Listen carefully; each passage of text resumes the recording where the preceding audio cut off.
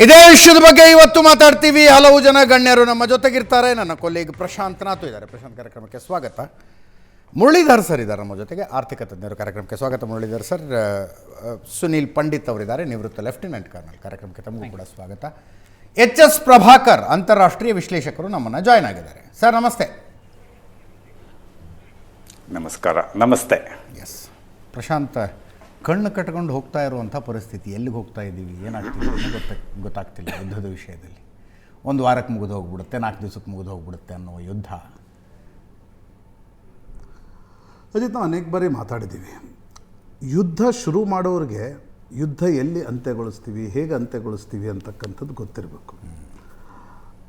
ಪ್ರಾಯಶಃ ಅಮೇರಿಕಾ ಹಿಂದೆ ವಿಯೆಟ್ನಾಮಲ್ಲಾಗಿರ್ತಕ್ಕಂಥ, ಕೊರಿಯಾದಲ್ಲಾಗಿರ್ತಕ್ಕಂಥ ಯುದ್ಧಗಳಿಂದ, ಅಫ್ಘಾನಿಸ್ತಾನ್, ಇರಾಕ್ನಲ್ಲಿ ಇತ್ತೀಚೆಗೆ ಈ ಶತಮಾನದಲ್ಲಿ ನಡೆದಿರ್ತಕ್ಕಂಥ ಯುದ್ಧಗಳಿಂದ ಪಾಠ ಕಲ್ತಿಲ್ಲ ಅನ್ನೋದು ಇರಾನ್ ಮೇಲೆ ದಾಳಿ ನಡೆದ ಮೊದಲ ದಿನವೇ ಸ್ಪಷ್ಟವಾಗಿತ್ತು. ಅಮೇರಿಕಾ ಮತ್ತು ಅದರ ಅಧ್ಯಕ್ಷ ಡೊನಾಲ್ಡ್ ಟ್ರಂಪ್ ಅಂದ್ಕೊಂಡಿದ್ರು, ಇಲ್ಲ ನಾವು ಇರಾನ್ ಮೇಲೆ ದಾಳಿ ನಡೆಸ್ತೀವಿ, ಫಸ್ಟ್ ಡೇ ನಾವು ಖೊಮೇನಿಯನ್ನು ಎಲಿಮಿನೇಟ್ ಮಾಡಿದ್ದೀವಿ, ಆ ಕಾರಣದಿಂದ ಇರಾನ್ ಸಸ್ಟೇನ್ ಆಗಲ್ಲ, ಅಲ್ಲಿನ ಲೀಡರ್ಶಿಪ್ ಕೊಲ್ಯಾಪ್ಸ್ ಆಗುತ್ತೆ, ಅಲ್ಲಿನ ಜನ ದಂಗೆ ಹೇಳ್ತಾರೆ, ನಾವು ನಮಗೆ ಬೇಕಾಗಿರ್ತಕ್ಕಂಥವ್ರನ್ನ ಅಲ್ಲಿ ಕೂರಿಸಬಹುದು ಅಂತಕ್ಕಂಥ ಒಂದು ಒಡ್ಯಾಸಿಟಿನೇ ಅನ್ಬೇಕು, ಅದಕ್ಕೆ ಬೇರೆ ಶಬ್ದ ನನಗೆ ಗೋಚರಿಸ್ತಾ ಇಲ್ಲ. ಒಂದು ದಾರ್ಷ್ಟ್ಯ ಅಂತಾರಲ್ಲ, ಆ ದಾರ್ಷ್ಟ್ಯದ ಮತ್ತು ಅಹಮಿಕೆಯಲ್ಲಿ ಅಮೇರಿಕಾ ಇತ್ತು. ಆದರೆ ಅಮೇರಿಕಾ ಯಾವಾಗ ಇರಾನ್ ಮೇಲೆ ದಾಳಿ ನಡೆಸ್ಲಿಕ್ಕೆ ಶುರು ಆಯಿತು, ಅಮೇರಿಕಾದಲ್ಲಿ ಒಂದು ಸ್ಪಷ್ಟತೆ ಇತ್ತು ಅನ್ಸುತ್ತೆ ನನಗೆ. ಬೂಟ್ಸ್ ಆನ್ ಗ್ರೌಂಡನ್ನು ಕಳಿಸಿದ್ರೆ ಇರಾಕ್ ಮತ್ತು ಅಫ್ಘಾನಿಸ್ತಾನದಲ್ಲಿ ಏನಾಗ್ತಿತ್ತು ಅದೇ ಆಗ್ತಿತ್ತು. ಆ ಕಾರಣದಿಂದ ವೆನಿಜುವೆಲಾದಲ್ಲಿ ಏನು ಆಪರೇಷನನ್ನು ನಡೆಸಿದ್ವಿ, ಅದೇ ರೀತಿಯ ಆಪರೇಷನನ್ನು ಇರಾನ್ನಲ್ಲಿ ಸ್ವಲ್ಪ ಮಟ್ಟಿಗೆ ಜೆಟ್ಗಳನ್ನು ಇಟ್ಕೊಂಡು ನಡೆಸ್ಬಿಡಬಹುದು ಅಂತಕ್ಕಂಥದ್ದು ಅಮೇರಿಕಾಗೆ ಅನ್ನಿಸ್ತಾ ಇತ್ತು. ಬಟ್ ನಿಧಾನವಾಗಿ ಅಮೇರಿಕಕ್ಕೂ ಅರ್ಥ ಆಗ್ತಾ ಇದೆ, ವಿಶ್ವಕ್ಕೂ ಅರ್ಥ ಆಗ್ತಾ ಇದೆ, ಇರಾನ್ನಂಥ ಒಂದು ಜಿಗುಟು ದೇಶವನ್ನು ತುಂಬ ಸುಲಭವಾಗಿ ನೀವು ಅವ್ರ ಮೇಲೆ ದಾಳಿ ನಡೆಸ್ಬೋದು. ಬಟ್ ಅಲ್ಲಿ ನಿಮಗಿರ್ತಕ್ಕಂಥ ಒಂದು ಗೋಲ್ ಏನಿತ್ತು, ರಿಜಿಮ್ ಚೇಂಜ್, ಅದನ್ನು ಚೇಂಜ್ ಆಗ್ತಾನೆ ಬಂತದು ಅಲ್ಲ. ಈಗ ಸದ್ಯದ ಗೋಲು ಹಾರ್ಮುಜ್ ಜಲಸಂಧಿಯನ್ನು ಬಂಧ ಮುಕ್ತ ಮಾಡೋದಂತೆ. ಅಲ್ಲ, ಹಾರ್ಮುಜ್ ಜಲಸಂಧಿಯನ್ನು ನೀವು ಬಂಧ ಮುಕ್ತಗೊಳಿಸ್ತಕ್ಕಂಥ ಸಂದರ್ಭದಲ್ಲಿ ನೀವು ದಾಳಿ ನಡೆಸಬೇಕು. ಹೌದು, ನೀವೀಗ ಅಲ್ಲಿ ಬೂಟ್ಸ್ ಆನ್ ಗ್ರೌಂಡ್ ಹಾಕ್ಬೋದು ಅಂತಕ್ಕಂಥದ್ದನ್ನು ವೆಸ್ಟರ್ನ್ ಮೀಡಿಯಾಗಳು ಚರ್ಚೆ ಮಾಡ್ತಾ ಇವೆ. ಬೂಟ್ಸ್ ಆನ್ ಗ್ರೌಂಡ್ ಕಳಿಸ್ತಾರೆ, ಕರ್ದ್ ಐಲ್ಯಾಂಡ್ಗೆಲ್ಲ ಕಳಿಸ್ತಾರೆ ಅಂತಕ್ಕಂಥದ್ದು. ಬಟ್ ನನಗನ್ಸುತ್ತೆ ಆ ರೀತಿ ಏನಾದರೂ ಅಮೇರಿಕಾ ಆ ಸಾಹಸವನ್ನು ಮಾಡಿದರೆ this war will be for ever war. Correct. For ever war ಅಂತಕ್ಕಂಥದ್ದೇನು, ವರ್ಷಗಟ್ಟಲೆ ಅಮೇರಿಕಾ ಸೈನಿಕರು ಅಲ್ಲಿರಬೇಕಾಗತ್ತೆ, ಆ ಯುದ್ಧವನ್ನು ನಡೆಸಬೇಕಾಗತ್ತೆ. ಅದಕ್ಕೆ ಡೊನಾಲ್ಡ್ ಟ್ರಂಪ್ ತಯಾರಿದಾರ. ತೀರಾ ಈ ಚುನಾವಣೆಯನ್ನು ಗೆಲ್ಲುವಾಗ ಡೊನಾಲ್ಡ್ ಟ್ರಂಪ್ ಆಂಟಿ ವಾರ್ ನಾನು ನರೇಷನ್ ಬಿಲ್ಡ್ ಮಾಡಿದ್ದೆ ಅದನ್ನು ಅವರು ಹೇಳಿದರು. ಈಗ ಏನಾದರೂ ಬಾಡಿ ಬ್ಯಾಗ್ಗಳು ಹೋದರೆ ಡೊನಾಲ್ಡ್ ಟ್ರಂಪ್ ಬ್ಯಾಕ್ಲ್ಯಾಶನ್ನು ಅಮೇರಿಕಾದಲ್ಲೇ ಎದುರಿಸಬೇಕಾಗುತ್ತೆ. ಹೌದು. ಹೇಗೆ ನನಗನ್ಸುತ್ತೆ ಅಜಿತ್, ಇನ್ನೊಂದು ನೋಡಿ, ನೀವು ಬೇರೆ ದೃಷ್ಟಿಯಿಂದಲೂ ಇದನ್ನು ನೋಡಿ. ಹಿಂದೆಲ್ಲ ಇದನ್ನು ಮೀಡಿಯೇಟ್ ಮಾಡೋಕ್ಕೆ, ಬ್ಯಾಕ್ ಚಾನಲ್ ಮಾಡಲಿಕ್ಕೆ ಅನೇಕ ದೇಶಗಳು ತಯಾರಾಗ್ತಾ ಇದ್ವು. ಬಟ್ ಇತ್ತೀಚೆಗೆ ಏನಾಗಿದೆ, ವಿಶ್ವದ 3 ಪ್ರಮುಖವಾಗಿರ್ತಕ್ಕಂಥ ದೇಶಗಳು ಯಾವುದು, ಬಿಡಿ ನೀವು P5 ಅನ್ನು ಬಿಟ್ಬಿಡಿ, ಒಂದು ಹಂತದಲ್ಲಿ ವಿಟೋ ಪವರ್ ಇರ್ತಕ್ಕಂಥ ಉಳಿದ 2 ದೇಶಗಳನ್ನು ಬಿಟ್ಬಿಡಿ, ಯುರೋಪಿನ ದೇಶಗಳನ್ನು, ಅಮೇರಿಕಾ, ಚೈನಾ ಮತ್ತು ರಷ್ಯಾ, ಈ 3 ದೇಶಗಳು ಒಂದೊಂದು ಅವಾಂತರವನ್ನು ಮಾಡ್ಕೊಂಡು ಕೂತಿವೆ. ಫಾರ್ ಎಕ್ಸಾಂಪಲ್, ಈಗ ರಷ್ಯಾ ಉಕ್ರೇನ್ ಮೇಲೆ ದಾಳಿ ನಡೆಸ್ತು. ನಾನು ಅದನ್ನು ಅವಾಂತರ ಅಂತ ಕರೆಯಲ್ಲ, ಯಾಕಂದರೆ it was a calculated. Correct. ಉಕ್ರೇನನ್ನು ಪೂರ್ಣ ಗೆಲ್ಲಿಕ್ಕೆ ಸಾಧ್ಯ ಆಗಲಿಲ್ಲ ಅಂದರೂ ಅಲ್ಲಿನ 2 ರಷ್ಯನ್ ಬಾಹುಳ್ಯ ಪ್ರಾಂತ್ಯಗಳನ್ನು ಅವರು ಗೆದ್ದುಕೊಂಡ್ರು, ಉಳಿದ ಕಡೆ ಯುದ್ಧ ನಡೀತಾ ಇದೆ. ಅಲ್ಲಿ ಅಮೇರಿಕಾ ಮತ್ತು ನ್ಯಾಟೋ ಪಡೆಗಳು ಎಷ್ಟೇ ಸಹಾಯ ಮಾಡಿದರೂ ಕೂಡ ರಷ್ಯಾನ ತಡಿಲಿಕ್ಕೆ ಸಾಧ್ಯ ಆಗಿದೆಯೇ ಹೊರತು ಅದರಿಂದ ನಷ್ಟ ಯುರೋಪ್ಗೆ ಜಾಸ್ತಿ ಆಗಿದೆ.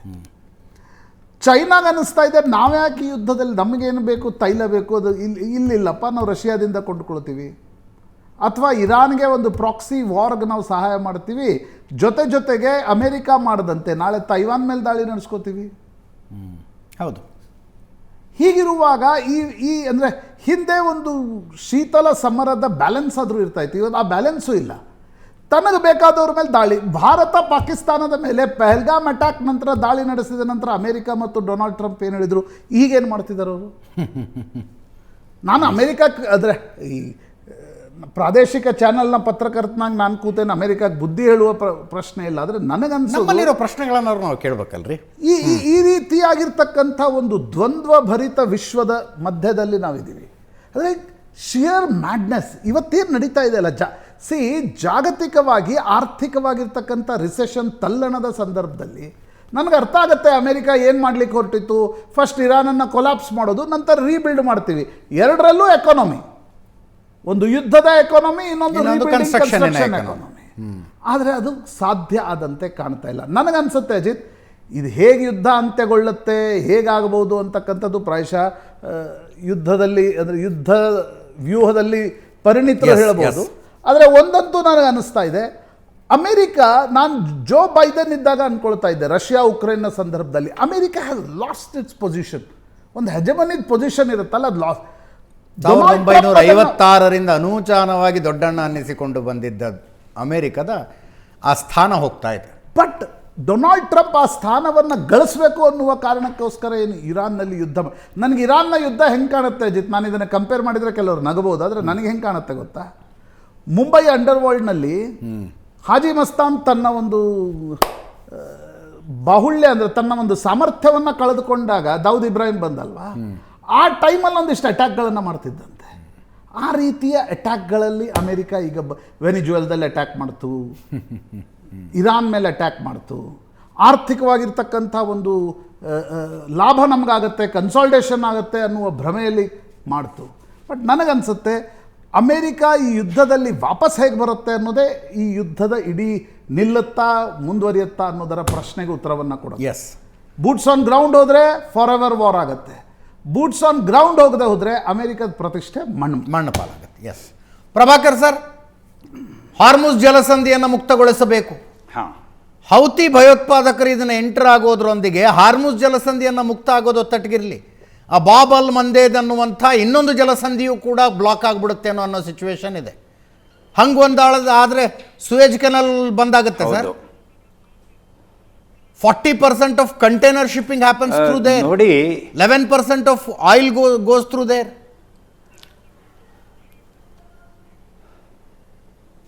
ನೋಡಿ, ಈಗ ಅಫಿಷಿಯಲಿ ಹೌದೀಸು ಎಂಟರ್ ಆಗಿದ್ದಾರೆ. ಹೌದು,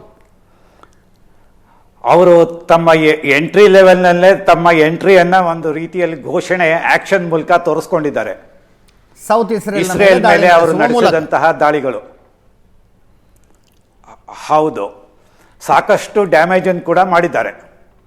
ಈ ಮುಖ್ಯವಾಗಿ ಈಗ ನಾವು ಈ ಜಿಯೋಪೊಲಿಟಿಕಲ್ ಸಿಚುಯೇಷನ್ ಅನ್ನು ನೋಡಿದ್ರೆ, ಇದು ಏನು ಅಂದರೆ ಜಿಯೋಗ್ರಫಿನಲ್ಲಿ, ಜಿಯೋಪಾಲಿಟಿಕ್ಸ್ನಲ್ಲಿ location of a country, the territory, the population, the resources, ಇದೆಲ್ಲ ಕೌಂಟ್ ಆಗತ್ತೆ. ಅದು ಏನನ್ನ ಡಿಟರ್ಮೈನ್ ಮಾಡುತ್ತೆ ಅಂದರೆ, ಒಂದು ದೇಶದ ವಿದೇಶಾಂಗ ನೀತಿ ಮತ್ತು ಅಂತಾರಾಷ್ಟ್ರೀಯ ಸಂಬಂಧಗಳನ್ನು ಮತ್ತು ಅಂತಾರಾಷ್ಟ್ರೀಯ ರಾಜಕಾರಣವನ್ನು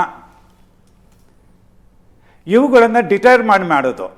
ಈಗ ಜಿಯೋಪಾಲಿಟಿಕ್ಸ್ನಲ್ಲೂ ಕೂಡ ಸಾಕಷ್ಟು ಪರಿವರ್ತನೆ ಆಗಿದೆ, ಡೆಫಿನೇಷನಲ್ಲೂ ಕೂಡ. ಈಗ ನೋಡಿ, ಪಾಪ್ಯುಲರ್ ಜಿಯೋಪಾಲಿಟಿಕ್ಸ್ ತಗೊಂಡ್ರೆ ಮೀಡಿಯಾ ಅದರಲ್ಲಿ ಒಂದು ಪ್ರಮುಖ ಪಾತ್ರವನ್ನು ವಹಿಸ್ತಾ ಇದೆ. ಎಸ್, ಹಾಗಾಗಿ ಈಗ ನಾವು ಈ ವಿಷಯದಲ್ಲಿ ಎನರ್ಜಿ, ಈಗ ಮಾಡರ್ನ್ ಜಿಯೋಪಾಲಿಟಿಕ್ಸ್ ತಗೊಂಡ್ರೆ ನೇಷನ್ ಟು ನೇಷನ್ ಅಂತ ನಾವು ತಗೊಳ್ಳೋದಾದ್ರೆ, ಇಲ್ಲಿ ಎನರ್ಜಿ ಈಗ ಮಾರ್ಕೆಟ್ ಜೊತೆ ಸೇರ್ಕೊಂಡಿರೋದ್ರಿಂದ ರಿಸೋರ್ಸಸ್ ಅಂಡ್ ಮಾರ್ಕೆಟ್, ಈ ಫ್ಯಾಕ್ಟರ್ಸು ಬಹಳ ದೊಡ್ಡದಾಗಿ ಡಿಟರ್ಮೈನ್ ಮಾಡ್ತಾ ಇದೆ. ಈಗ ಟ್ರಂಪ್ ಒಂದು ಮುಖ್ಯ ತೀರ್ಮಾನವನ್ನು ತಗೊಳ್ಳುವಾಗ ವಾರಿಗೆ ಸಂಬಂಧ, ಈ ನಾವಿಲ್ಲಿ ವಾರ್ ಅನ್ನೋದನ್ನ ಒಂದು ರೀತಿ ತಗೊಳ್ಬೇಕು, ವಾರ್ ಯಾವ ಕೋರ್ಸ್ನಲ್ಲಿ ಹೋಗ್ತದೆ ಅಂತ ಒಂದು ರೀತಿನಲ್ಲಿ ತಗೊಳ್ಬೇಕು. ವಾರ್ ನಂತರ ಈ ವಿಶ್ವ ಮಾರುಕಟ್ಟೆ, ವಿಶ್ವ ಸಂಪನ್ಮೂಲಗಳು, ಇವುಗಳು ಯಾವ ರೀತಿ ಚಲನೆ ಆಗತ್ತೆ, ದೇಶಗಳ ಸ್ಥಿತಿ ಹೇಗಿರುತ್ತೆ, ಯಾವ ರೀತಿ ಸ್ಪಂದನೆ ಮಾಡುತ್ತೆ, ಯಾವ ರೀತಿಯಾದ ಹೊಸ ನೀತಿಗಳನ್ನು ಮಾಡ್ಕೊಳ್ಬೇಕು ಅನ್ನೋದ್ರ ಬಗ್ಗೆ ಹೋಗುತ್ತೆ. ಈಗ ಅಮೆರಿಕದ ಕಥೆಯೇ ಬೇರೆ ದಾರಿನಲ್ಲಿ ಬಂದಿದೆ, ಭಾರತ ಹಾಗೂ ಇತರೆ ರಾಷ್ಟ್ರಗಳ ಕಥೆನೂ ಬೇರೆ ಹಾದಿನಲ್ಲಿ ಬಂದಿದೆ. ಈಗ ಪ್ರಶಾಂತ್ ಅವ್ರು ಹೇಳಿದ ರೀತಿಯಲ್ಲಿ ಚೈನಾ, ಅಮೆರಿಕ ಹಾಗೂ ರಷ್ಯಾ, ಈ ಮೂರು ಪ್ರಬಲ ವಿಟೋ ಹೊಂದಿರತಕ್ಕಂತಹ ಯುನೈಟೆಡ್ ನೇಷನ್ಸ್ನಲ್ಲಿ ರಾಷ್ಟ್ರಗಳು ತಮ್ಮ ತಮ್ಮ ಕೋರ್ಸನ್ನೇ ಬೇರೆ. America open to dialogue, open to diplomacy. Russia open to war all the time, open to preparedness, open to show their strength, also open to diplomacy. Yes. China ಸದ್ಯಕ್ಕೆ ಅವಕಾಶ ಇದ್ರೂ ಕೂಡ ನಾವು ವಾರ್ಗೆ ಡೈರೆಕ್ಟ್ ಆಗಿ ಬರ್ತಾ ಇದ್ದೀವಿ ಅಂತ ಹೇಳ್ಕೊಂಡಿಲ್ಲ.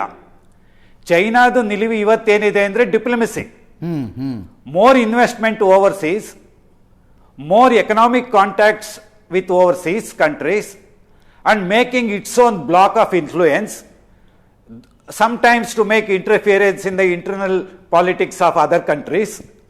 ಈ ರೀತಿಯಾದಂಥ ಪೊಲಿಟಿಕಲ್ ಇನ್ಫ್ಲೂಯೆನ್ಸ್ನ ಚೈನಾ ವೀಲ್ಡ್ ಮಾಡೋಕ್ಕೆ ಪ್ರಯತ್ನ ಮಾಡ್ತಾ ಇದೆ. ಚೈನಾ ನಿಜವಾಗ್ಲೂ ವಾರ್ಗೆ ಹೋಗಬೇಕು ಅಂದರೆ ವಿಶ್ವಮಟ್ಟದಲ್ಲಿ ಯಾವುದೋ ಮೂಲೆಯಲ್ಲಿ ಹೋಗೋದಕ್ಕೆ ಸಾಧ್ಯ ಇಲ್ಲ. ಈ ಮಧ್ಯಪ್ರಾಚ್ಯದಲ್ಲಿ ಕೊಲ್ಲಿ ರಾಷ್ಟ್ರಗಳಿಗೆ ಈಗ ಉದ್ಭವಿಸಿರ್ತಕ್ಕಂಥ ಸಂಬಂಧವನ್ನು ನೋಡಿದ್ರೆ ಅಥವಾ ಸಮಸ್ಯೆಯನ್ನು ನೋಡಿದ್ರೆ ಇಲ್ಲಿ ಚೈನಾ ಬರ್ತಾರೋ ಬರಲ್ವೋ ಅನ್ನೋ ರೀತಿ ತೂಕ ಹಾಕಿ ನೋಡ್ತಾ ಇತ್ತು. ನನಗನ್ಸತ್ತೆ ನಿಜವಾಗ್ಲೂ ಚೈನಾ ಡೈರೆಕ್ಟ್ ಆಗಿ ಇದರಲ್ಲಿ ಎಂಟರ್ ಆಗೋದಿಲ್ಲ ರಷ್ಯಾ ಆಗೋ ರೀತಿಯಲ್ಲಿ. ಓಕೆ. ಅವರು ಇರಾನ್ಗೆ ತಯಾರಿ ಮಾಡೋದಕ್ಕೆ ಅಂದರೆ ಶಸ್ತ್ರಾಸ್ತ್ರಗಳನ್ನು ತಯಾರಿ ಮಾಡೋದಕ್ಕೆ, ಅಸೆಂಬಲ್ ಮಾಡೋದಕ್ಕೆ ಪಾರ್ಟ್ಸ್ ಕೊಡ್ಬೋದು, ಹಣ ಕೊಡ್ಬೋದು, ಟೆಕ್ನಾಲಜಿ ಕೊಡ್ಬೋದು, ಕ್ಯಾಪಿಟಲನ್ನು ಕೊಡ್ಬೋದು. ಆದರೆ ಅವರು ಡೈರೆಕ್ಟಾಗಿ ಪಾರ್ಟಿಸಿಪೇಟ್ ಮಾಡಿ ಇವತ್ತು ಹಿಂದೆ ಜರಿತಾ ಇದ್ದಾರೆ. ಅವರು ಮೂಲವಾಗಿ ತಮ್ಮ ಡಿಪ್ಲೊಮೆಸಿ ಮೂಲಕ ಮಾಡ್ಕೊಳ್ಳೋದಕ್ಕೆ ನೋಡ್ಕೊಳ್ತಾ ಇದ್ದಾರೆ. ವಾರ್ ಅಂದರೆ ಚೈನಾಗೆ ಇವತ್ತು ತೈವಾನ್ ಸುತ್ತಮುತ್ತಲು, ಜಪಾನ್ ಜೊತೆ, ಕೊರಿಯಾ ಜೊತೆ, ಸೌತ್ ಚೈನಾ ಸೀನಲ್ಲಿ ಮಾತ್ರ ಅಷ್ಟೇ. ಯಾಕೆಂದರೆ ಅಲ್ಲಿ ನೋಡಿ ತೈಲ ಇಲ್ಲ ಅಂತಲ್ಲ, ಮುಂದಿನ ದಿನಗಳಲ್ಲಿ ಸರಿಯಾದ ನಿಕ್ಷೇಪವನ್ನು ಹುಡಿಸೋದಕ್ಕೆ ಟೆಕ್ನಾಲಜಿ ಅಲ್ಲಿ ಡಿಪ್ಲಾಯ್ ಆದರೆ ಈಸ್ಟ್ ಚೈನಾ ಸೀನಲ್ಲಿ ಸಾಕಷ್ಟು ಇದೆ. ನಿಮ್ಗೆ ಕೇಳಿರ್ಬೋದು, ಜಪಾನ್ ಮತ್ತು ಚೈನಾ ನಡುವೆ ಈಗ ಯಾವುದೋ ಸೆನ್ಕಕು ಐಲ್ಯಾಂಡ್ ಅಂತ ಹೇಳಿ ಒಂದು 7 ರೀಪ್ಸ್ ಇದೆ ಒಂದು ಕಡೆ, ಅದನ್ನು ಚೈನೀಸ್ ದಾಯವೋ ಅಂತ ಕರೀತಾರೆ. ಅಲ್ಲಿ ಎಣ್ಣೆ ಇರುವಂತಹ ಸಾಕಷ್ಟು ಪ್ರಾಬಲ್ಯತೆ ಇದೆ. ಯುನೈಟೆಡ್ ನೇಷನ್ಸು 1965-66 ಒಂದು ಸಮಿತಿಯನ್ನು ಹಾಕಿ ಅಲ್ಲಿ ಎಣ್ಣೆ ಇದೆಯಾ ಅಂತ ತಿಳಿಸಿ ಅಂತಂದ್ರು ಸಮಿತಿಗೆ. ಅವ್ರು ಇರಬಹುದು ಅಂತ 1 ವರ್ಷ ಬಿಟ್ಟು ರಿಪೋರ್ಟ್ ಕೊಟ್ರು. ಅದಕ್ಕಾಗಿ ಇವತ್ತು ಚೈನಾ ಜಪಾನ್ ನಡುವೆ ಈಸ್ಟ್ ಚೈನಾ ಸೀನಲ್ಲಿ ಸೆನ್ಕಕ್ಕು ಐಲ್ಯಾಂಡ್ ಅನ್ನು ತಕೊಂಡು ಗಲಾಟೆ ನಡೀತಾ ಇದೆ. ಹಾಗಾಗಿ ಇದು ಒಂದು ಸಣ್ಣ ಎಕ್ಸಾಂಪಲ್ ಅಷ್ಟೇನೆ. ಅಲ್ಲಿ ಅವ್ರದ್ದು ಸೀಮಿತ ಡೆಮಾಕ್ರಸಿ ಅಂತ ಹೇಳ್ಬಿಟ್ಟು ಅಮೆರಿಕ ತೈವಾನ್ನಲ್ಲಿ ಇಂಟರ್ಫಿಯರ್ ಮಾಡಿದ್ರೆ ಚೈನಾದವರು ಅಲ್ಲಿ ಸ್ವಲ್ಪ ಮಹತ್ತರ ಪಾತ್ರವನ್ನು ವಹಿಸ್ತಾರೆ. ಈಗ ನೋಡಿ, ತೈವಾನ್ ಸ್ಟ್ರೈಟ್ನಲ್ಲಿ ಅತಿಯಾಗಿ ಬಹಳ ಜನಕ್ಕೆ ಈಗ ಹಾರ್ಮುಸ್ ಜಲಸಂಧಿ ಥರನೇ ತೈವಾನ್ ಸ್ಟ್ರೈಟ್ ಕೂಡ, ಮಲಕ್ಕಾ ಸ್ಟ್ರೈಟ್ ಕೂಡ ಈ ಕಡೆಯಿಂದ ಪೂರ್ವ ಭಾಗದಲ್ಲಿ ಓಡಾಡುವಂತಹ ಸರಕು ಸರಂಜಾಮುಗಳಿಗೆ ಬೇಕಾಗುವಂಥ ಅವಶ್ಯಕವಾದಂತಹ ಅದು ಸಂಧಿ. ಅಲ್ಲಿ ಸಾಕಷ್ಟು ಜನಸಂದಣಿ ಅಂದರೆ ಶಿಪ್ ಸಂದಣಿ ಯಾವಾಗಲೂ ಇದ್ದೇ ಇರುತ್ತೆ. ಹಾಗಾಗಿ ಚೈನಾದ ಇಂಟ್ರೆಸ್ಟು ಅಲ್ಲಿ ಕನ್ಫೈನ್ ಆಗಿದೆ. ರಷ್ಯಾಗೆ ಅವರು ಏಷ್ಯಾ ಜೊತೆನೂ ಯುರೋಪ್ ಜೊತೆನೂ ಅಂಟ್ಕೊಂಡಿರೋದ್ರಿಂದ ಮ್ಯಾಪ್ನಲ್ಲಿ ಅವ್ರಿಗೆ ಎರಡು ಕಡೆ ಅವ್ರದ್ದು ಡಿವೈಡೆಡ್ ಇಂಟ್ರೆಸ್ಟು. ಕರೆಕ್ಟ್. ಅಮೇರಿಕಾದು ಒಂಥರ ಓವಲ್ ಗ್ಲೋಬಲ್ ಇಂಟ್ರೆಸ್ಟ್ ಅವ್ರದ್ದು ಯಾವುದಿದ್ರು. ಹಾಗಾಗಿ ಅಮೇರಿಕಾದವರು ಇಸ್ರೇಲ್ ಎಳ್ಕೊಂಡು ಬಂದಿರೋದ್ರಿಂದ ಮಾತ್ರ ಈಗ ಮಧ್ಯಪ್ರಾಚ್ಯದಲ್ಲಿ ಇಷ್ಟು ದೊಡ್ಡದಾಗಿ ಪ್ರೆಸೆಂಟ್ ಆಗಿದ್ದಾರೆ. ಅವರು ನೋಡಿ ಟ್ರಂಪ್ ಎಷ್ಟು ಸುಲಭವಾಗಿ ಕ್ರಿಪ್ಟಿಕ್ ಆಗಿ ಹೇಳ್ತಾರೆ ಅಂದರೆ ನಿಮಗೆ ಗೊತ್ತಿರಬೇಕು. ಮೊನ್ನೆ ಮೀಟಿಂಗ್ನಲ್ಲಿ ಏನಂದ್ರೆ ಅವರು I will take car for fun, I will invade, I will take over the entire Hormuz movements, take control of it, run it my self ಅಂತ ಕರೀತಾ ಇದ್ದಾರೆ. ಸುಲಭವಾಗಿ ಆಗೋದಿಲ್ಲ. ಯಾಕೆಂದ್ರೆ ಅದು ಹೇಳ್ತಾರೆ ಎಲ್ಲದಕ್ಕೂ. ಎಲ್ಲಾವುದು ಈಗ ನೋಡಿ, ಟ್ರಂಪ್ ಟವರ್ ಇದೆ, ಟ್ರಂಪ್ ಹೋಟೆಲ್ ಇದೆ, ಟ್ರಂಪ್ ಬಿಸ್ನೆಸ್ ಇದೆ, ಟ್ರಂಪ್ ಏರ್ ಇದೆ, ಏನಿಲ್ಲ ಅಮೆರಿಕಾದಲ್ಲಿ ಎಲ್ಲಾದ್ರಲ್ಲಿ. ಈಗ ನಾವು ಇದರಲ್ಲಿ ಏನು ನೋಡ್ಬೇಕಂದ್ರೆ ಅಮೆರಿಕಾದು ಬಿಸ್ನೆಸ್ ಇಂಟ್ರೆಸ್ಟ್ ಎಷ್ಟು ಇನ್ವಾಲ್ವ್ ಆಗಿದೆ ಅಂತ, ಇಂಟಿಗ್ರೇಟ್ ಆಗೋಗಿದೆ ಅಂತ ನೋಡಿ. ಅವರ 2 ಮಕ್ಕಳಲ್ಲಿ ಒಬ್ಬ ತೈಲ ವ್ಯಾಪಾರದಲ್ಲಿ ಇದ್ದಾನೆ, ಇನ್ನೊಬ್ಬ ಡಿಫೆನ್ಸ್ ಇಂಡಸ್ಟ್ರಿ ಬಿಸ್ನೆಸ್ ನಲ್ಲಿ ಇದ್ದಾರೆ, ಅಳಿಯ ವೆಂಚರ್ ಕ್ಯಾಪಿಟಲ್ ನಲ್ಲಿ ಇದ್ದಾರೆ. ಹೌದು. ಈಗ ಹೋದ ವಾರದ ಕೊನೆಯಲ್ಲಿ ಅವರು 48 ಗಂಟೆ ನಾವು ಏನು ಮಾಡೋದಿಲ್ಲ, ಸಮಯ ಕೊಟ್ಟಿದ್ದೀವಿ ಅಂತ ಹೇಳಿದಾಗ ನ್ಯೂಯಾರ್ಕ್ನಲ್ಲಿ ಸ್ಟಾಕ್ ಎಕ್ಸ್ಚೇಂಜ್ ನಲ್ಲಿ, ನ್ಯಾಸ್ಡಾಕ್ ನಲ್ಲಿ ಎಷ್ಟು ಕುಸಿತ ಕಾಣ್ತು. ಅದು ಲೀಕ್ ಆಗಿತ್ತು, ಇಂಟರ್ನಲ್ ಇನ್ಫಾರ್ಮೇಶನ್. ಇನ್ಸೈಡ್ ಟ್ರೇಡಿಂಗ್ ಆಗಿ ಕೋಟ್ಯಾಂತರ ರೂಪಾಯಿ ಮಾಡ್ಕೊಂಡ್ಬಿಟ್ರು. ಟ್ರಂಪ್ ಮೊದಲು ಬಿಸ್ನೆಸ್ ಫ್ಯಾಮಿಲಿ, ಆಮೇಲೆ ಪೊಲಿಟಿಕಲ್ ಫ್ಯಾಮಿಲಿ. ಇದು ಎರಡೂ ಮಿಕ್ಸ್ ಆಗಿ ಬಂದಿರೋದನ್ನ ಪ್ರಪಂಚಾದ್ಯಂತ ಅವರ ಇಂಟ್ರೆಸ್ಟ್ ಆಕ್ಟೋಪಸ್ ತರ ಹರಡಿದೆ. ಒಂದೇ ನಿಮಿಷ ಸರ್, ಪ್ರಭಾಕರ್ ಸರ್ ಬರ್ತೀನಿ ನಾನು. ಒಳಗೆ ಇಳಿದು ತಿಳ್ಕೊಳ್ದೆ. Yes lieutenant colonel Sunil Pandit ಅವರು ಇದ್ದಾರೆ. ಸುನಿಲ್ ಪಂಡಿತ್ ಅವರೇ, ಆರಂಭದಿಂದಲೂ ನಾವು ಹೇಳ್ತಾ ಬಂದ್ವಿ ಬೂಟ್ಸ್ ಆನ್ ದ ಗ್ರೌಂಡ್ ಮಾಡಿದ್ರೆ ಇದು ಅಮೇರಿಕದ ಪಾಲಿಗೆ ಡಿಸಾಸ್ಟರ್ ಆಗುತ್ತೆ ಅಂತ. Why are they doing it ನಾವು? ಯಾಕೆ ಮಾಡೋ ಆಲೋಚನೆ ಆದರೂ ಇದೆ? ಇದು ಸುಮ್ಮನೆ ಅಗ್ರೆಸಿವ್ ಬಾಡಿ ಲ್ಯಾಂಗ್ವೇಜ್ ತೋರಿಸುವ ಪ್ರಯತ್ನವಾ, ಅಥವಾ ನಿಜವಾಗ್ಲೂ ಬೂಟ್ಸ್ ಆನ್ ದ ಗ್ರೌಂಡ್ಸ್ ಮಾಡ್ತಾರೆ? ಅಂದರೆ ಸೇನೆ ಇನ್ಫಂಟ್ರಿ ನುಗ್ಗುತ್ತಾ ಒಳಗೆ?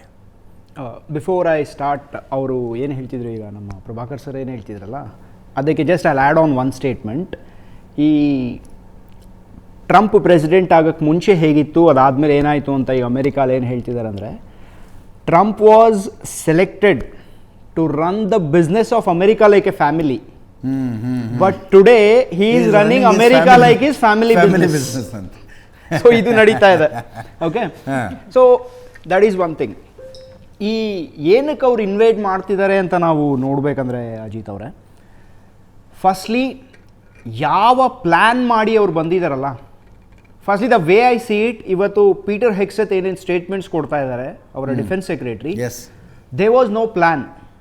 ಅವ್ರೇನು ಅಂದ್ಕೊಂಡ್ರು ಅಂದರೆ, ನಾವು ಸುಮ್ಮನೆ ಹೀಗೆ ಹೋಗಿ ಹೀಗೆ ಬಂದ್ಬಿಡ್ತೀವಿ ಅಂತ ಹೇಳ್ಬಿಟ್ಟು ಅವ್ರು ಅಂದ್ಕೊಂಡ್ರು.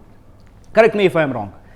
ಅವರ ಪ್ರತಿಯೊಂದು ಆಪರೇಷನು ನೀವು ನೋಡಿ, they were not prepared anywhere. ಅವ್ರಿಗೇನು ಅನ್ನಿಸ್ತು, ನಮ್ಮ ಒಂದು ಫ್ಲೋಟಿಲಾಸ್ ಏನಿದೆ, ನಮ್ಮ ಏರ್ಕ್ರಾಫ್ಟ್ ಕ್ಯಾರಿಯರ್ಸ್ನ ವಿ ವಿಲ್ ರೀರೂಟ್ ಮಾಡಿಬಿಟ್ಟು ನಾವು ಪರ್ಷಿಯನ್ ಗಲ್ಫ್ಗೆ ಕಳಿಸ್ಬಿಡ್ತೀವಿ.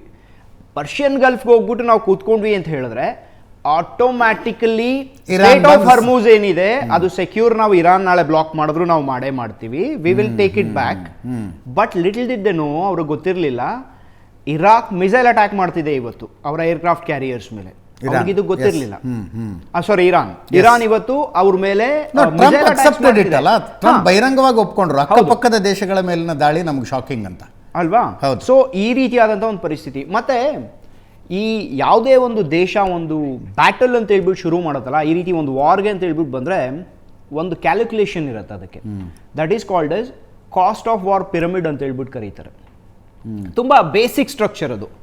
ಏನಿರುತ್ತೆ, ಒಂದು ಪಿರಮಿಡ್ ಸ್ಟ್ರಕ್ಚರ್ ನೀವು ತಗೊಂಡ್ರೆ at the bottom is the foot soldiers, infantry. ಹೌದು, ಹೈಯೆಸ್ಟ್ ನಂಬರ್ಸ್ ಅದಿರುತ್ತೆ. But that is not the costliest, that is expendable. Okay, ಅದಾದ್ಮೇಲೆ ನೆಕ್ಸ್ಟ್ ಸ್ಟೇಜಲ್ಲಿ ನಿಮ್ಮ ಲಾಂಗ್ ರೇಂಜ್ ಟ್ರಾಜೆಕ್ಟರೀಸ್ ಬರುತ್ತೆ, which is artillery. It can be your medium range ಆಗ್ಬೋದು, long range ಆಗ್ಬೋದು, short range ಆಗ್ಬೋದು. Second stage ಬರುತ್ತೆ ನಿಮ್ಮ ಆರ್ಟಿಲರಿ, ಲಿಟಲ್ ಮೋರ್ ಎಕ್ಸ್ಪೆನ್ಸಿವ್, ಇದಕ್ಕಿಂತ ಸ್ವಲ್ಪ ಜಾಸ್ತಿ ಕಾಸ್ಟ್ ಇರುತ್ತೆ. Third comes the armoured, which are tanks. ನಿಮ್ಗೆ ಆಕ್ಚುಲಿ ಡೆಸರ್ಟ್ ವಾರ್ಫೇರ್ ನೀವು ಹೋಗ್ತೀರಾ, ಟು ಅನ್ ಎಕ್ಸ್ಟೆಂಟ್ ಸ್ವಲ್ಪ ಮೌಂಟೇನಿಯಸ್ ವಾರ್ಫೇರ್ ನೀವು ಹೋಗ್ತೀರಾ ಅಂದ್ರೂ you can use them, like India is using in Ladakh right. ಇಸ್ರೇಲ್ನವರು ಲೆಬನಾನ್ ಯೂಸ್ ಮಾಡ್ತಾ ಇದ್ದಾರೆ. On top of all of it, ನಿಮ್ಮ ಏರ್ ಪವರ್ ಬರುತ್ತೆ. ಸೊ ಬೇಸಿಕಲಿ ನಿಮ್ಮ ಒಂದು ಕಾಸ್ಟ್ ಆಫ್ ವಾರ್ ಅಂತ ಹೇಳ್ಬಿಟ್ಟು ನೀವೇನು ಕ್ಯಾಲ್ಕುಲೇಟ್ ಮಾಡ್ತೀರಲ್ವಾ, ನೀವು ಈ ಆರ್ಡರಲ್ಲಿ ಕ್ಯಾಲ್ಕುಲೇಟ್ ಮಾಡಬೇಕು. ಇವತ್ತು ಅಮೇರಿಕಾದ ಒಂದು ಲೆಕ್ಕಾಚಾರ ಏನಾಗಿದೆ ಗೊತ್ತಾ, ಇಟ್ ಈಸ್ ಇನ್ವರ್ಟೆಡ್. ಅವ್ರು ಅನ್ಕೊಂಡ್ರು ನಮ್ಮ ಏರ್ ಪವರ್ ಏನಿದೆಯಲ್ಲ ದಟ್ ಈಸ್ ಎಕ್ಸ್ಪೆಂಡೆಬಲ್. ನಮ್ಮ ಹತ್ರ ಸಾವಿರಾರು ಫೈಟರ್ ಜೆಟ್ಸ್ ಇದಾವೆ, 3000 ನಮ್ಮ ಹತ್ರ ಏರ್ಕ್ರಾಫ್ಟ್ ಕ್ಯಾರಿಯರ್ಸ್ ಇದೆ. ಅಂದ್ರೆ ಹೈ ಕಾಸ್ಟ್ ಬ್ಯಾಟಲ್ ಎಕ್ವಿಪ್ಮೆಂಟ್ ಏನೇನಿದೆ ಅದನ್ನೆಲ್ಲಾನು ನಾವು ಇದರಲ್ಲಿ ನಾವು ಬರೀ ತೋರಿಸ್ಬಿಟ್ರೆ ನಾವು ಗೆದ್ಬಿಡ್ತೀವಿ ಅಂತ ಅವ್ರು ಅನ್ಕೊಂಬಂದ್ರು. ಸೊ ಅವ್ರೇನು ಮಾಡಿದ್ರು, ಆ ಏರ್ ಪವರ್ ಇತ್ತಲ್ಲ, they kept it at the bottom. ಈಗ ಅದೆಲ್ಲ ಮುಗಿದ ಮೇಲೆ ಇನ್ಫೆಂಟ್ರಿನ ಅವ್ರು ಕನ್ಸಿಡರೇ ಮಾಡ್ಕೊಂಡಿರ್ಲಿಲ್ಲ. ಹೌದು, now they are getting it. ಇದು ಏನು ಈಗ ಗ್ರೌಂಡ್ ಇನ್ವೇಷನ್ ಆನ್ ಕಾರ್ಗ್ ಐಲ್ಯಾಂಡ್ ಅಂತ ಹೇಳ್ಬಿಟ್ಟು ಅವ್ರು ಮಾಡ್ತಿದಾರಲ್ಲ, ಇಟ್ ಈಸ್ ಫಸ್ಟ್ಲಿ ಸೂಸೈಡಲ್. ಅದು ಎಲ್ಲರಿಗೂ, ಯಾಕಂದ್ರೆ ಇರಾನ್ ಮೊನ್ನೆ ಒಂದು ಸ್ಟೇಟ್ಮೆಂಟ್ ಕೊಟ್ಟಿತ್ತು, ನೀವು ಬನ್ನಿ ಸ್ವಲ್ಪ ಹತ್ರ ಬನ್ನಿ, ನಾವು ನೋಡ್ಕೋತೀವಿ ನಿಮ್ಮನ್ನ ಅಂತ ಹೇಳ್ಬಿಟ್ಟು ಮೊನ್ನೆ ಇರಾನ್ ಒಂದು ಸ್ಟೇಟ್ಮೆಂಟ್ ಕೊಟ್ಟಿತ್ತು. ಸೊ ಈಗ ಈ ಒಂದು ಆಕ್ಷನ್ ಏನು ನಡೀತಿದೆಯಲ್ಲ, this is pure desperation when you have no other way out. ಯಾಕಂತ ಹೇಳಿದ್ರೆ ನಿಮ್ಮ ಪ್ರತಿಯೊಂದು ಅಟ್ಯಾಕ್ಗೂ ರಿಟಾಲಿಯೇಷನ್ ಬರ್ತಿರೋ ರೀತಿ, ನಿಮಗೆ ಬೀಳ್ತಿರೋ ಏಟ್ಗಳು ನಿಮಗೆ ಗೊತ್ತೇ ಆಗ್ತಿಲ್ಲ. How is it even possible? Correct. ನೀವು ಅನ್ಕೋತಿದ್ದೀರಾ ನಮ್ದು ಮುಗ್ದಿದೆ ಅಂತ. First 2 days the rate of fire ಏನು ನಡೆದಿತ್ತು ಈ ಒಂದು ಇದರಂದ್ರೆ, ಇರಾನ್ ಕಡೆಯಿಂದ ಮಿಸೈಲ್ಸ್ ಏನೇನು ಲಾಂಚ್ ಆಗಿತ್ತು, it was at a very high level. ಹೌದು, ಇವತ್ತು 90% ಕಮ್ಮಿ ಆಗ್ಬಿಟ್ಟಿದೆ. But there is one catch, ಅವ್ರ accuracy, they are targeting pinpoint. And ಅವ್ರು ಇವತ್ತು ಸ್ಟಾರ್ಟಿಂಗ್ ಅಲ್ಲಿ ಮಾಡಿರಲಿಲ್ಲ, ಬಟ್ ಇವತ್ತು they are targeting their aircraft carriers. Aircraft carrier ಮೇಲೆ ಹೊಡಿತಾ ಇದ್ದಾರೆ. ಹಾಕ್ ಹೆಲಿಕಾಪ್ಟರ್ ನ ಹೊಡೆದಿದ್ದು ನೋಡಿದ್ವಿ. ಅವರ F-35 ಹೋಗಿದೆ, F-16 ಹೋಗಿದೆ. ನಾನೇನ್ ಹೇಳ್ತಿದ್ದೀನಿ, F-35 ಬಗ್ಗೆ ಕೆಲವು ಸಂಶಯಗಳಿದಾವೆ, F-16 ಹೋಗಿರೋದು. But that's okay, we will give the benefit of advantage to Iran, we can give it right now. But ಎಲ್ಲದಕ್ಕಿಂತ ದೊಡ್ಡ ಈಗ ಒಂದು ಸೂಪರ್ ಪವರ್ ಅಂತ ನಾವು ವರ್ಲ್ಡ್ ಅಲ್ಲಿ ಏನು ಡಿಫೈನ್ ಮಾಡ್ತೀವಿ ಅಂದ್ರೆ, at any at any part of the world ನೀವು ಬರೀ 2 ಗಂಟೆಯಲ್ಲಿ ಒಂದು ಯುದ್ಧ ಶುರು ಆಗಬೇಕು. That is what is called as A super power. ಅದು ಬರೀ ಅಮೆರಿಕ ಆಗಿದೆ. ಅವರ ಏರ್ಕ್ರಾಫ್ಟ್ ಕ್ಯಾರಿಯರ್ ಮೇಲೆ ಇವತ್ತು ಮಿಸೈಲ್ ಬೀಳ್ತಾ ಇದೆ. They should be ashamed of themselves the way it is going.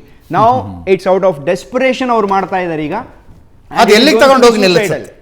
American ಎಲ್ಲಿಗೆ ತಗೊಂಡೋಗಿ ನಿಲ್ಲಿಸುತ್ತೆ, ಇರಾನ್ ಎಲ್ಲಿಗೆ ತಗೊಂಡೋಗಿ ನಿಲ್ಲಿಸುತ್ತೆ ಅನ್ನೋದು ಒಂದು ಪ್ರಶ್ನೆ. ಆದರೆ ಭಾರತಕ್ಕಾಗೋ ಇಂಪ್ಯಾಕ್ಟ್, ಯುದ್ಧ ಹೊಸದೊಂದು ತಿರುವು ಪಡೆಯುವ ಲಕ್ಷಣಗಳು ಕಾಣಿಸ್ತಾ ಇದೆ.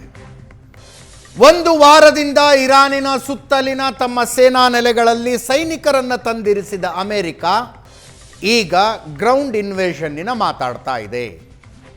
ಡೊನಾಲ್ಡ್ ಟ್ರಂಪ್ ಖಾರ್ಗ್ ದ್ವೀಪವನ್ನು ವಶಪಡಿಸಿಕೊಳ್ಳುವ ಮಾತಾಡ್ತಾ ಇದ್ದಾರೆ.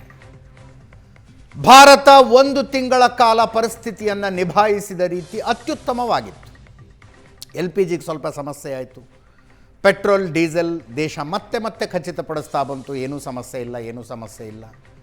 ಇವತ್ತು ಬೆಳಗ್ಗೆ ಪೇಪರ್ನಲ್ಲಿ ಓದಿದ್ವಿ 38,000 ಮೆಟ್ರಿಕ್ ಟನ್ ಪೆಟ್ರೋಲಿಯಂ ಪ್ರಾಡಕ್ಟ್ಸನ್ನು ನಾವು ಶ್ರೀಲಂಕಾಕ್ಕೆ ಕೊಟ್ಟಿದ್ದೀವಿ, ಅಲ್ಲಿ ತೊಂದರೆ ಆಗ್ತಾ ಇದೆ ಅಂತ. ಇಲ್ಲಿ ತನಕ ಸರಿಗಿದೆ. ಇನ್ನು ಮುಂದಿನ ಕಥೆ ಏನು ಮುರಳೀಧರ್ ಸರ್?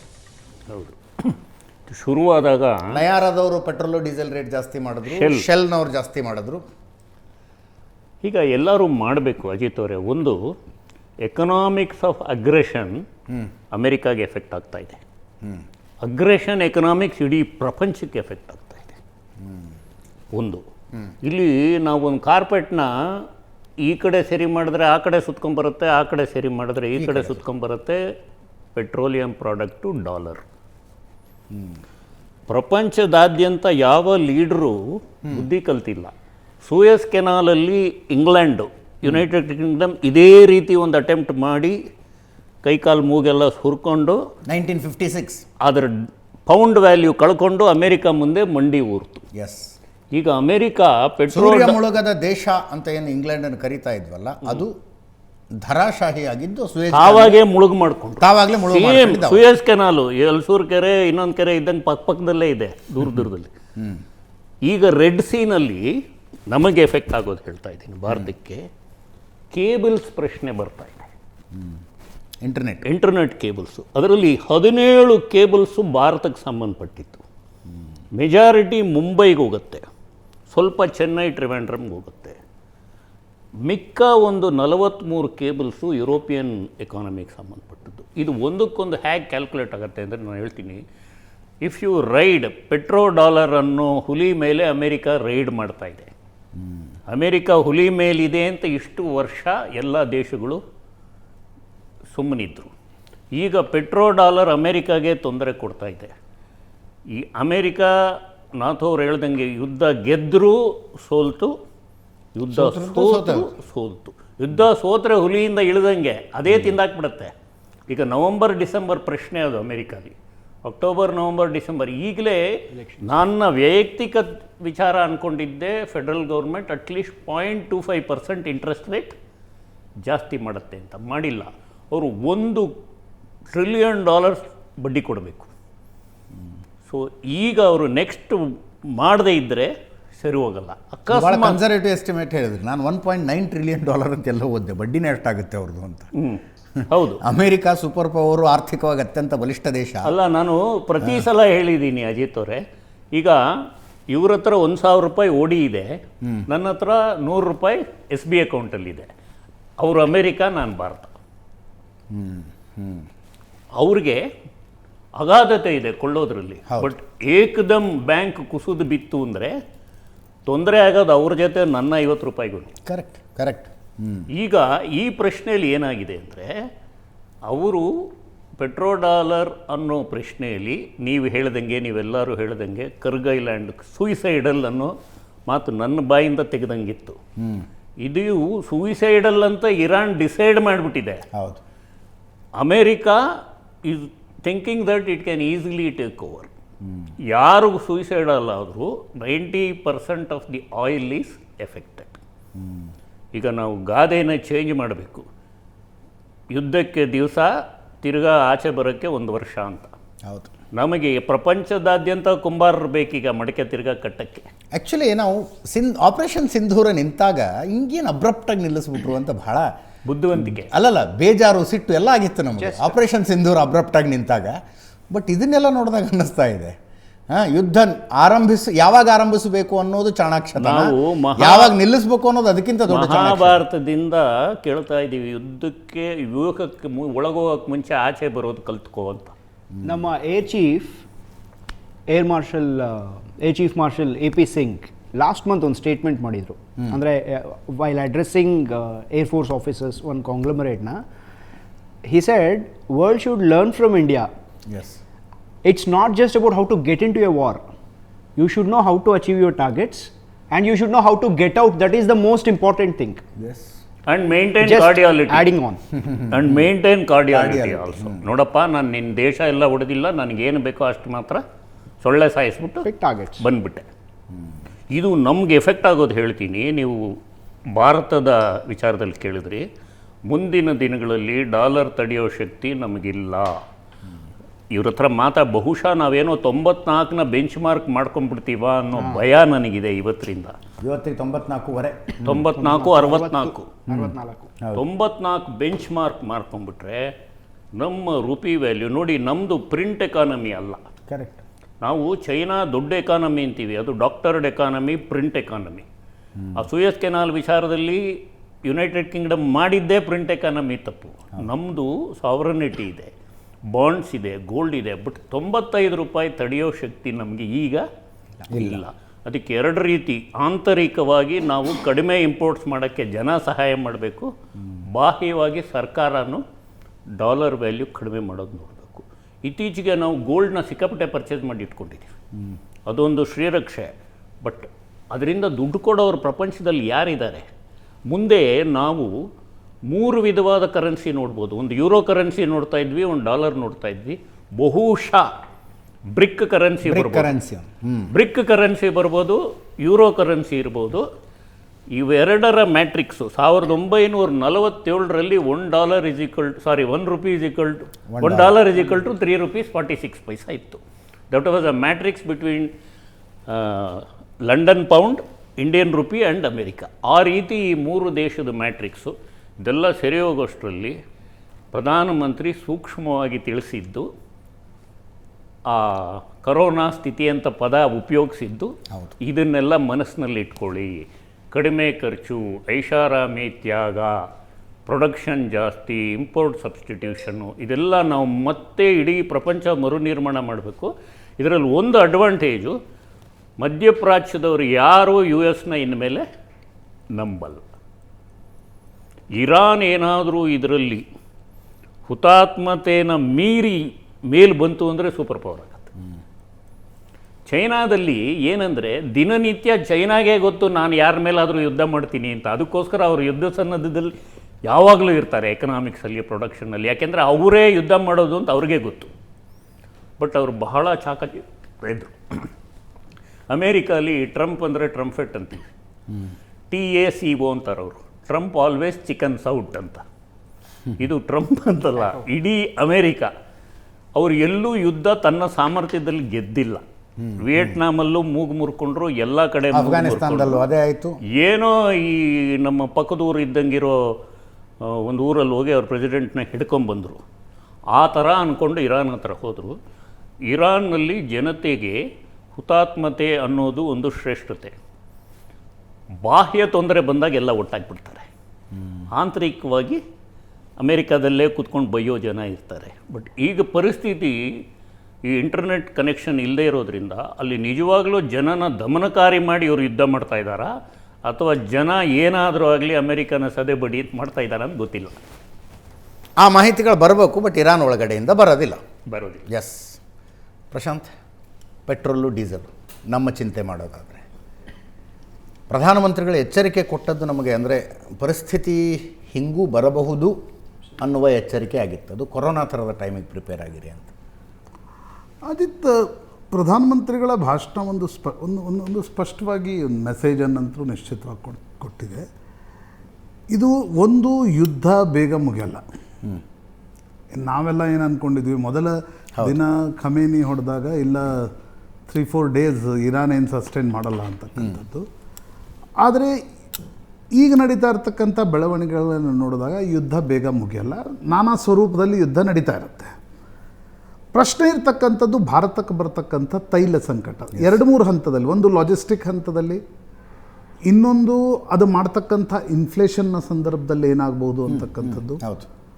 ಮೂರನೇದು ವರ್ಲ್ಡ್ ಆರ್ಡರ್ ಇಡೀ ಅಮೇರಿಕ ಇರಾನ್ ಯುದ್ಧದ ನಂತರ ಅಥವಾ ಯುದ್ಧದ ಸಂದರ್ಭದಲ್ಲಿ ನಿಧಾನವಾಗಿ ಬದಲಾಗತ್ತಾ, ಅದರಲ್ಲಿ ಭಾರತದ ಪಾತ್ರ ಏನಿರುತ್ತೆ. ಈ 3 ದೃಷ್ಟಿಯಿಂದ ನನಗನ್ಸುತ್ತೆ ಈ ಯುದ್ಧ ನಮಗೆ ಬಹಳ ಮುಖ್ಯವಾಗಿರ್ತಕ್ಕಂಥದ್ದು. ತೈಲ ಸಂಕಟವನ್ನಂತೂ ನಾವು ನೋಡ್ತಾ ಇದ್ದೀವಿ. ಎಷ್ಟೇ ನೀವು ತರಿಸಿದ್ರೂ ಕೂಡ, ಅಂದರೆ ಈಗ ಅಲ್ಲಿರ್ತಕ್ಕಂಥ ಸರ್ಕಾರ ಎಕ್ಸೈಸ್ ಡ್ಯೂಟಿ ಕಡಿಮೆ ಮಾಡಿದ್ದಕ್ಕೆ ಇದರ ಭಾರ ನಮ್ಮ ಮೇಲೆ ಬೀಳ್ತಾ ಇಲ್ಲ. ಅಕಸ್ಮಾತ್ ಅದನ್ನು ಕಡಿಮೆ ಮಾಡದೆ ಹೋಗಿದ್ರೆ ಇಷ್ಟೊತ್ತಾಗಲೇ 800 ರೂಪಾಯಿ ಜಾಸ್ತಿ ಕೊಡ್ತಾ ಈ ಯುದ್ಧ ಪ್ರೊಲಾಂಗ್ 15 ಡೇಸಿಗೆ 7,000 crores ಏನೋ ಖರ್ಚಾಗುತ್ತೆ. ಹೌದು. ಬಟ್ ನಾವು ಇಷ್ಟು ವರ್ಷ ಕಡಿಮೆನೂ ಮಾಡಿರಲಿಲ್ಲ, ಜಾಸ್ತಿನೂ ಮಾಡಿರಲಿಲ್ಲ. ನಮ್ಮಲ್ಲಿ ಹಣಕಾಸು ವಿಚಾರದಲ್ಲಿ ಜಾಣ್ಮೆ ಜಾಸ್ತಿ ಇದೆ. ಬಟ್ ನಮ್ಮದು ಒಂದು ಅಗಾಧತೆ ಪ್ರಶ್ನೆ ಏನಂದರೆ 145 ಕೋಟಿ ಜನಸಂಖ್ಯೆ, ಒಬ್ಬೊಬ್ಬರು 5% ತ್ಯಾಗ ಮಾಡಿದ್ರು ನಮ್ಮ ದೇಶ ಏನೇ ತೊಂದರೆನೂ ತಡ್ಕೊಳ್ಳೋ ಶಕ್ತಿ ಇದೆ. ಕರೋನಾ ಟೈಮಲ್ಲಿ ತೋರಿಸಿದ್ದಾರೆ. ಆಮೇಲೆ ಇದುವರೆಗೂ ಬಂದ ಪ್ರಧಾನಿಗಳು ಹುಷಾರು, ನಾನು ಜವಾಬ್ದಾರಿ ಅಲ್ಲ ಅನ್ನೋ ಥರ ಮಾತಾಡ್ತಾ ಇದ್ದರು. ಮೊನ್ನೆ ಪ್ರಧಾನಿ ಆತಂಕ ಇಲ್ಲ, ಸಿಚುವೇಶನ್ ಚೇಂಜ್ ಆಗ್ಬೋದು, ನಾವು ನಿಮ್ಮ ಜೊತೆ ಇದ್ದೀವಿ, ಒಟ್ಟಾಗಿ ಎದುರಿಸಬೇಕು ಅನ್ನೋ ರೀತಿಲಿ ಮಾತಾಡಿದ್ರು. ಪ್ರಭಾಕರ್ ಅವರು ಶಿವಮೊಗ್ಗದಿಂದ ನಮ್ಮ ಜೊತೆಗೆ ನೇರ ಸಂಪರ್ಕದಲ್ಲಿದ್ದಾರೆ. ಪ್ರಭಾಕರ್ ಸರ್, ಲಾಕ್ಡೌನ್ ಇಲ್ಲ ಇಲ್ಲ ಇಲ್ಲ ಗೌರ್ಮೆಂಟ್ ಮತ್ತೆ ಮತ್ತೆ ಒತ್ತಿ ಹೇಳ್ತಾ ಇದೆ. ಆ ಮುಂಬೈಯಲ್ಲೊಬ್ಬ ಯಾವುದೋ ಹುಡುಗ ಲಾಕ್ಡೌನ್ ಆಗುತ್ತೆ ಅಂತ ಒಂದು ವಿಡಿಯೋ ಪೋಸ್ಟ್ ಮಾಡಿದಂತೆ ಅವನು ಹೋಗಿ ಅರೆಸ್ಟೇ ಮಾಡ್ಕೊಂಬಂದುಬಿಟ್ಟಿದ್ದಾರೆ, ಸುಳ್ಳು ಸುದ್ದಿ ಹರಡಿಸ್ತಾ ಇದ್ದೀರಿ ಅಂತ. ಸೊ ಕೊರೋನಾದಂಥ ಸಿಚುವೇಶನ್ ಬರೋದಕ್ಕೆ ಸಾಧ್ಯನೇ ಇಲ್ಲ ಅಂತ ಕೇಂದ್ರ ಸರ್ಕಾರನೇ ನಿರ್ಧರಿಸಿದಾಗ ಶುಡ್ ವಿ ಬಿ ವರಿಡ್? ನಾವು ಚಿಂತೆ ಮಾಡಬೇಕಾದ್ರ ಬಗ್ಗೆ? ನಾವು ಯಾವ ರೀತಿ ಮಾಡಬೇಕು ಅಂದರೆ, ನೋಡಿ, ಕೇಂದ್ರ ಸರ್ಕಾರ ಯಾವಾಗ ಸಂಕಷ್ಟ ಸ್ಥಿತಿ ಬಂದ್ರೂ ಕೂಡ ಕೆಲವು ಮೆಷರ್ಸ್ನ, ಕೆಲವು ಪಾಲಿಸೀಸ್ನ ರೆಕಮೆಂಡೇಶನ್ ನೀತಿ ಪಬ್ಲಿಕ್ಕಿಗೆ ಹೇಳ್ತಾರೆ. ಅದನ್ನು ಪಾಲನೆ ಮಾಡೋರು ಅತಿ ಕಡಿಮೆ ನಮ್ಮ ದೇಶದಲ್ಲಿ, ಕರೆಕ್ಟ್, ಕರ್ನಾಟಕನೂ ಸೇರಿದಂತೆ. ಈಗ ನೋಡಿ, ನೀವು ಈಗ ಅರ್ಧ ಕೆಪಾಸಿಟಿ ಇರೋವಂಥ ಗ್ಯಾಸ್ ಸಿಲಿಂಡ್ರನ್ನ ತರ್ತಾರೆ ಅಂತ ಹೇಳಿದ್ದಾರೆ ಸರ್ಕಾರ, ಒಳ್ಳೆಯದು. ನಾವು ಇಂಡಕ್ಷನನ್ನು ಹೆಚ್ಚು ಉಪಯೋಗ ಮಾಡಿ, ಕೆರೋಸಿನನ್ನು ಹೆಚ್ಚು ಉಪಯೋಗ ಮಾಡಿ, ಗ್ಯಾಸ್ ಕಡಿಮೆ ಯೂಸ್ ಮಾಡಿ ಅಂತ ಹೇಳ್ತಾರೆ. ಮಾಡ್ತಾ ಇದ್ದಾರಾ ನಿಜವಾಗ್ಲೂ? ಬೆರಳೆಣಿಕೆ ಎಷ್ಟು ಜನ ಮಾಡ್ತಾ ಇದ್ದಾರೆ? 1,500 ಫಾಲೋ ಮಾಡಿದ್ರು ಕೊಡ್ತೀರಾ ಅಂತ ಬ್ಲ್ಯಾಕಲ್ಲಿ ಏನು ಸಿಗುತ್ತೆ ಅಂತ ನೋಡ್ತಾರೆ ನಮ್ಮ ಜನ. ರೆಸ್ಟೋರೆಂಟ್ನವರಿಗೆ 3,200 3,500ಕ್ಕೂ ಮಾಡ್ತಾ ಇದ್ದಾರಲ್ಲ. ಇದನ್ನು ತಡೆ ಹಿಡಿಯೋ ಏಜೆನ್ಸಿಗಳೆಲ್ಲಿದೆ ನಮ್ಮಲ್ಲಿ? ಇದು ಒಂದು.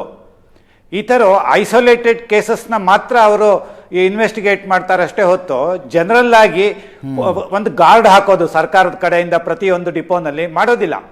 ಈಗ ನೋಡಿ, ಇದು ಸಣ್ಣ ಸಣ್ಣ ಮೆಷರು ದೊಡ್ಡ ಪ್ರಮಾಣದಲ್ಲಿ ಹೇಗೆ ಪ್ರಭಾವ ಬೀರುತ್ತೆ ಅನ್ನೋದಕ್ಕೆ ಇಂಡಿಯಾ ಅಲ್ಲದೆ ಇರೋದು ನಾನು ನಿಮ್ಗೊಂದು 2 ಎಕ್ಸಾಂಪಲ್ ಕೊಡ್ತೀನಿ. ಸೌತ್ ಕೊರಿಯಾದಲ್ಲಿ ನಿಮ್ಗೆ ತಿಳಿದಂತೆ ಇಂಟರ್ನೆಟ್ ಇಂದು ಜಾಮ್ ಬಹಳ ಆಗತ್ತೆ. ಅಲ್ಲಿ ಸರ್ಕಾರ ಏನು ರಿಕ್ವೆಸ್ಟ್ ಮಾಡ್ಕೊಳ್ತು ಅಂದ್ರೆ, ಜನ ನೀವು ಮೋಟರ್ ಸೈಕಲ್ಲು ಕಾರನ್ನ ರಸ್ತೆಗೆ ತರೋ ಬದಲು ಸೈಕಲ್ ಮೇಲೆ ಬನ್ನಿ ಅಂದ್ರು. ಮತ್ತೆ ಪೈಪ್ ಗ್ಯಾಸ್ನ ಮನೆಯಲ್ಲಿ ಅಡುಗೆಗೆ ಉಪಯೋಗ ಮಾಡೋ ಬದಲು ಇಂಡಕ್ಷನ್ ಯೂಸ್ ಮಾಡಿ ಅಂದ್ರು. ರಾತ್ರಿ ಹೊತ್ತು ಮೊಬೈಲನ್ನು ಚಾರ್ಜ್ ಮಾಡಿಬಿಡಿ, ಹೆಚ್ಚು ಲ್ಯಾಪ್ಟಾಪ್ ಯೂಸ್ ಮಾಡಬೇಡಿ ಅಂದ್ರು. ಅದಲ್ದೇನೆ ಇನ್ನೂ ಮುಖ್ಯವಾಗಿ ಹೇಳಿದ್ದು, ಎಲೆಕ್ಟ್ರಿಕ್ ವೆಹಿಕಲ್ ಯಾರಿದೆ ನೀವು ಅಕ್ಕಪಕ್ಕದವ್ರನ್ನ ಅದ್ರಲ್ಲಿ ಕರ್ಕೊಂಡೋಗಿ ನಿಮ್ಮ ಸಂಸ್ಥೆಗೆ ಅಂತಾನೋ ಅಂದ್ರು. ಅದು ಹೇಳಿದ 24 ಗಂಟೆಗೆ ಅಲ್ಲ 30% ಪ್ರೆಷರ್ ಆನ್ ಗ್ಯಾಸ್, ಪೆಟ್ರೋಲಿಯಂ ಕಡಿಮೆ ಆಯ್ತು, ಪ್ರೆಷರ್ ಕಡಿಮೆ ಆಯ್ತು ಸಮಾಜದಿಂದ. ಅದನ್ನ ಈ ಮೆಜರ್ ಅನ್ನ ಜಪಾನ್ನವರು ಇಂಟ್ರೊಡ್ಯೂಸ್ ಮಾಡಿ, ಚೈನಾದಲ್ಲಂತೂ ಅತಿಯಾಗಿ ರೆಸ್ಪಾಂಡ್ ಮಾಡ್ತಾ ಇದ್ದಾರೆ ಜನ. ಭಾರತದಲ್ಲಿ ಅಲ್ಲ, ಭಾರತದಲ್ಲಿ ಪ್ರಧಾನಮಂತ್ರಿಗಳೇನೆ ರಿಕ್ವೆಸ್ಟ್ ಮಾಡ್ಕೊಂಡಿರ ಅಲ್ಲ, ಭಾರತದಲ್ಲಿ ನಾಥೋ ಅವ್ರು ಹೇಳಿದಂತೆ ಪ್ರಧಾನಮಂತ್ರಿಗಳೇ ರಿಕ್ವೆಸ್ಟ್ ಮಾಡ್ಕೊಂಡಿರೋವಾಗ ಒಂದು 10-20% ಜನ ತಿಳಿದವರು, ವಿದ್ಯಾವಂತರು, ನಗರದಲ್ಲಿ ವಾಸ ಮಾಡುವಂತ ಜನ ಸುಲಭವಾಗಿ ಅವ್ರು ಯಾಕೆ ಹೇಳ್ತಾ ಇದ್ದಾರೆ ಅಂತ 5 ನಿಮಿಷ ಯೋಚನೆ ಮಾಡಿ ಶಿಫ್ಟ್ ಮಾಡ್ಕೊಳ್ಳೋದು ಬಹಳ ಸುಲಭ ಆಗತ್ತೆ. ಅದರಿಂದ ಪ್ರಮಾಣದಲ್ಲಿ ಪ್ರಭಾವ ಮಾಡೋದಿಲ್ಲ. ಇನ್ನಿಬ್ಬರು ಅತಿಥಿಗಳ ರಿಯಾಕ್ಷನ್ ತಗೊಂಡ್ಬಿಡ್ತೀನಿ ಸರ್. ಲಾಕ್ಡೌನ್ನ ಸಿಚುವೇಶನ್ ಸಾಧ್ಯನೇ ಇಲ್ಲ ಅಂತ ಹೇಳ್ತಾರೆ. ಇಲ್ಲ, ಲಾಕ್ಡೌನ್ ಸಿಚುವೇಶನ್ ಸಾಧ್ಯ ಇಲ್ಲ ಅಂದರೆ ನಾವು ಊಹಿಸ್ಬೋದು. ಶಾರ್ಟೇಜ್ ಆದರೆ ಸ್ಟೇಟ್ ಗೌರ್ಮೆಂಟ್ ಅಥವಾ ಸೆಂಟ್ರಲ್ ಗೌರ್ಮೆಂಟು ಮೇಜರ್ ಇಂಡಸ್ಟ್ರೀಸ್ಗೆ ವರ್ಕ್ ಫ್ರಮ್ ಹೋಮ್ ಶುರು ಮಾಡಿ ಅನ್ಬೋದು ಒಂದು. ಓಕೆ. ಈಗ ಈ ಹೈ ಆಕ್ಟೇನ್ ಅಂತ ಒಂದು ಮಾತಾಡ್ತೀವಲ್ಲ ಡೀಸೆಲ್ಲು, ಅದರಲ್ಲಿ ಕೆಲವು ವಿಶಿಷ್ಟ ಡೀಸೆಲ್ಲು ಹೆವಿ ವೆಹಿಕಲ್ಸಿಗೆ ಬೇಕಾಗಿದೆ. ಅದು ಸಾಕಷ್ಟು ನಮಗೆ ಬರ್ತಾ ಇಲ್ಲ. ಈಗ ಧ್ವಂಸ ಆಗಿರೋ ರಿಫೈನರೀಸಿಂದ ಬರಬೇಕಿತ್ತು. ಕರೆಕ್ಟ್. ಅದನ್ನು ಮನಸ್ಸಿನಲ್ಲಿ ಇಟ್ಕೊಂಡು ಹೇಳಿರ್ಬೋದು. ಎರಡನೇದು, ಈಗ ನಾವು ಆಂತರಿಕವಾಗಿ ಸಪೋರ್ಟ್ ಮಾಡೋದು ಪ್ರಭಾಕರ್ ಅವರು ಹೇಳ್ದಂಗೆ ಆಗಲೇ ಮಾತಾಡ್ತಾ ಇದ್ದೆ, ಅಟ್ಲೀಸ್ಟು ಒಂದು 5 ಲೀಟ್ರ್ ತಿಂಗಳಿಗೆ ನಾನು ಕಡಿಮೆ ಯೂಸ್ ಮಾಡ್ತೀನಿ ಅಂತ ಡಿಸೈಡ್ ಮಾಡ್ಬೋದು, 10 ಲೀಟ್ರ್ ಕಡಿಮೆ ಮಾಡ್ತೀನಿ ಅಂತ ಡಿಸೈಡ್ ಮಾಡ್ಬೋದು. ಬಟ್ ಲಾಕ್ಡೌನ್ ಸಿಚುಯೇಷನ್ನು ಸರಕು ಸರಬರಾಜು ನಿರ್ವಹಣೆಗೆ ತೊಂದರೆ ಆದರೆ ದ್ವಿದಳ ಧಾನ್ಯಗಳು, ಅಕ್ಕಿ, ಬೇಳೆ, ಈಗ ಟ್ರಾನ್ಸ್ಪೋರ್ಟೇಷನ್ ತೊಂದರೆ ಆದರೆ ಸಿಚುಯೇಷನ್ ಆ ಲೆವೆಲಿಗೆ ಬರಬಹುದು. ಊಹಿಸ್ಕೊಳ್ಳಿ, ಇನ್ನೊಂದು 2 ತಿಂಗಳಿಗೆ ನಮಗೆ ಸರಿಯಾಗಿ ಬಂದಿಲ್ಲ ಅಂದರೆ ಕರೆಕ್ಟ್ ಬರ್ಬೋದು. ಆ ರೀತಿಲಿ ಹೇಳಿರ್ಬೋದೇ ಹೊರತು ಯಾರು ಮನೆಯಿಂದ ಆಚೆ ಮಾಡಿಬಿಡಿ, ಕರ್ಫ್ಯೂ ಅದೆಲ್ಲ ಇರಲ್ಲ. ಬಟ್ ಆ್ಯಸ್ ಇಟ್ ಈಸ್ ನಾವು ಆತಂಕ ಪಟ್ಕೊಂಡು ಹೇಗೆ ಹೋಗಿ 20 ಲೀಟ್ರ್ ಬುಕ್ ಮಾಡೋ ಅಂಗಡೀಲಿ 200 ಸಿಲಿಂಡ್ರ್ ಬುಕ್ ಮಾಡ್ತೀವೋ, ಆ ರೀತಿ ನಮಗೆ ನಾವೇ ಆತಂಕ ಪಟ್ಕೊಂಡು ಸ್ವಲ್ಪ ಮನೆಯಲ್ಲಿ ಸೌತ್ ಕೊರಿಯಲ್ಲಿ ಮಾಡ್ದಂಗೆ ಮಾಡಿದ್ರೆ, ಎಸ್, ಅದು ಲಾಕ್ಡೌನ್ ಸಿಚುಯೇಷನ್ ನಾವೇ ಮಾಡ್ಕೊಂಡಂಗೆ ಮಾಡಿದ್ರೆ ಸಿಚುಯೇಷನ್ ಚೆನ್ನಾಗಿರುತ್ತೆ. ಸುನಿಲ್ ಸರ್, ಲಾಕ್ಡೌನ್ ಯುದ್ಧ ಆದಷ್ಟು ಬೇಗ ಮುಗಿಬೋದು ಅನ್ನಿಸ್ತಾ ಇದೆಯಾ ಮೋದಿಗೆ, ಸೆಂಟ್ರಲ್ ಗೌರ್ಮೆಂಟ್ಗೆ? ಅದಕ್ಕೆ ಹೇಳ್ತಿದ್ದಾರೆ ಅವರು, ಲಾಕ್ಡೌನ್ ಆಗಲ್ಲ, ಲಾಕ್ಡೌನ್ ಆಗಲ್ಲ. ಸಿ ಈ ಯುದ್ಧ ಮುಗಿಯೋದು ಇನ್ಫ್ಯಾಕ್ಟ್ ಮುಗಿಯೋ ಇದಕ್ಕೆ ಕ್ವೆಶನ್ಗೆ ಅಂತ ಹೇಳ್ಬಿಟ್ಟು ನಾವು ಬಂದರೆ, ಜೆ ಡಿ ವ್ಯಾನ್ಸ್ ಒಂದು statement, United States vice president ಒಂದು ಸ್ಟೇಟ್ಮೆಂಟ್ ಕೊಟ್ಟಿದ್ದಾರೆ. ನಿನ್ನೆ ಸ್ಟೇಟ್ಮೆಂಟ್ ತಗೋಬೇಕು ಅಂತಾನೆ ಗೊತ್ತಾಗ್ತಿಲ್ಲ. ಅಲ್ಲಲ್ಲ, ನಾನು ಅವ್ರ ಸ್ಟೇಟ್ಮೆಂಟ್ನ ಮಾತ್ರ ರೆಫರ್ ಮಾಡ್ತಿದ್ದೀನಿ. ಹೇಳಿದರೆ we may get out of Iran in few weeks ಅಂತ ಹೇಳ್ಬಿಟ್ಟು ಅವ್ರು ಹೇಳಿದ್ದಾರೆ. ಬಟ್ ನನ್ನ ಪ್ರಾಬ್ಲಮ್ ಇರೋದು ಅವ್ರು ಹೋದರೆ ಯುದ್ಧ ಮುಗಿಯುತ್ತೆ ಅನ್ನೋದಲ್ಲ. The reason is very simple. ಯುದ್ಧದಿಂದ ಅಮೆರಿಕ ವಿಡ್ರಾ ಆಗಿಬಿಡುತ್ತೆ. But what about Israel? ಅವರು ನಿಲ್ಲಿಸಲ್ಲ ಇದನ್ನು. ಈಗ ಏನು ಅವರು ಸರ್ಜಿಕಲ್ ಸ್ಟ್ರೈಕ್ಸ್ ಏನು ಮಾಡ್ತಿದಾರಲ್ಲ, ಪ್ರಿಸಿಷನ್ ಸ್ಟ್ರೈಕ್ಸ್ ನಡಿ, ಇನ್ನೂ ಫುಲ್ ಬ್ಲೋನ್ ವಾರ್ ಇನ್ನೂ ಶುರುವಾಗಿಲ್ಲ. ನಾವು ಹೇಳ್ಬೋದು this is a conflict that is going on. Full scale war ಏನಿರುತ್ತಲ್ಲ ಅದು it may even go beyond their nuclear infrastructure. Iran nuclear ಇನ್ಫ್ರಾಸ್ಟ್ರಕ್ಚರಿಂದ ಹೊರಗಡೆ ಹೋಗಿ ಅವರ ಕಂಪ್ಲೀಟ್ ಬಸ್ಜಿಲ್ ನೆಟ್ವರ್ಕ್ ಅಂತ ಹೇಳ್ಬಿಟ್ಟು ಏನು ಕರೀತಾರೆ ಅದನ್ನು ಡಿಸ್ಮ್ಯಾಂಟ್ಲಿಂಗ್, ಕಂಪ್ಲೀಟ್ ಕಂಟ್ರಿನ ಕೊಲ್ಯಾಪ್ಸ್ ಮಾಡೋಕೆ ಅವ್ರು ಟ್ರೈ ಮಾಡ್ತಾರೆ. ಇದಕ್ಕೋಸ್ಕರನೇ ನೆನ್ನೆ ಇನ್ಫಾರ್ಮೇಷನ್ ಏನು ಅಂತ ಹೇಳಿದ್ರೆ, ಅವರ ಒಂದು ಇದು ಡಿಫೆನ್ಸ್ ನೆನೆ ಅವರ ಬಜೆಟ್ ಪಾಸ್ ಆಗಿದೆ ಇಸ್ರೇಲಲ್ಲಿ. ನೆತನ್ಯಾಹು ಟರ್ಮ್ ಏನಿದೆ that has been extended firstly. ಇಲ್ಲ ಅಂತ ಹೇಳಿದ್ರೆ as on 1st April elections ನಡಿಬೇಕಿತ್ತು ಇಸ್ರೇಲಲ್ಲಿ.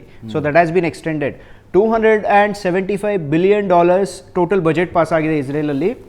ಅದರಲ್ಲಿ $45 ಬಿಲಿಯನ್ ಏನಿದೆಯಲ್ಲ that is for the defence of the country. Imagine ಮಾಡ್ಕೊಳ್ಳಿ, $45 ಬಿಲಿಯನ್. ಇದರ ಜೊತೆಯಲ್ಲಿ ಅವರ ಒಂದು ಈ ಪ್ರಾಬಬ್ಲಿ ಅಮೆರಿಕನ್ ವಿಡ್ರಾಲ್ನ ಅವ್ರು ಆ್ಯಂಟಿಸಿಪೇಟ್ ಮಾಡಿದ್ರು ಅನಿಸುತ್ತೆ. ಅವರ ಒಂದು ಏರ್ ಡಿಫೆನ್ಸ್ ಸಿಸ್ಟಮ್ಸ್ ಏನಿದೆ, ಅವರ ಐರನ್ ಸ್ಲಿಂಗ್ ಆಗ್ಬೋದು, ಇಲ್ಲ ಅಂತ ಹೇಳಿದ್ರೆ ಐರನ್ ಬೀಮ್ ಆಗ್ಬೋದು, ಆ್ಯರೋ ಆಗ್ಬೋದು, ದೇ ಆರ್ ರಿಪ್ಲೆನಿಷಿಂಗ್ ಎವ್ರಿಥಿಂಗ್.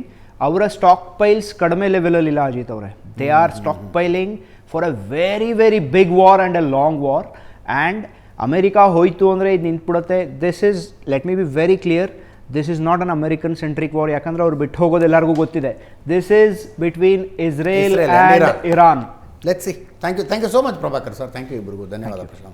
ಇದರೊಂದಿಗೆ ಇವತ್ತಿನ ಲೆಫ್ಟ್ ರೈಟ್ ಆ್ಯಂಡ್ ಸೆಂಟರ್ ಮುಗಿಸ್ತಾ ಇದ್ದೀನಿ. ನೇರ ದಿಟ್ಟ ನಿರಂತರ ಸುದ್ದಿಗಾಗಿ ನೋಡ್ತಾ ಇರಿ ಏಷ್ಯಾನೆಟ್ ಸುವರ್ಣ ನ್ಯೂಸ್.